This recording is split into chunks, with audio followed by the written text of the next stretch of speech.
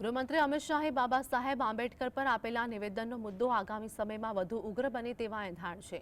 કોંગ્રેસ સહિત વિવિધ પાર્ટીએ આગામી સમયમાં આંદોલન કરવાનું મન બનાવી ચૂકી છે। કોંગ્રેસ દ્વારા આગામી 22, 23 અને 24 ડિસેમ્બરે આંદોલન કરવાની જાહેરાત કરવામાં આવી છે।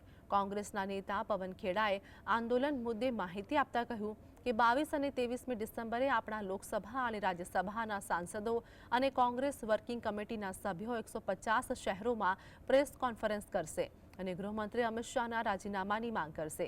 જે રીતે બાબા સાહેબનું અપમાન કરવાનો પ્રયાસ કરવામાં આવી રહ્યો છે તેને લઈને અમે વિરોધ નોંધાવીશું।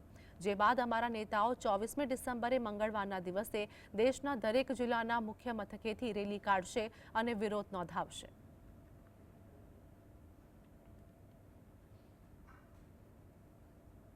और 23 तारीख को 150 शहरों में हमारे सारे लोकसभा और राज्यसभा के सांसद और कांग्रेस कार्य समिति के सदस्य प्रेस वार्ताएं करेंगे, अमित शाह के इस्तीफे की मांग करेंगे और बाबा साहब भीमराव अंबेडकर जी की जिस तरह से अपमान करने की चेष्टा की अमित शाह ने, उसकी हम निंदा भी करेंगे और उसको साझा भी करेंगे लोगों के साथ। देखिए किस तरह की इनकी मानसिकता है। और 24 तारीख को हर जिला मुख्यालय पे हमारे नेता मार्च निकालेंगे और कलेक्टर को ज्ञापन देंगे जो राष्ट्रपति महोदया के लिए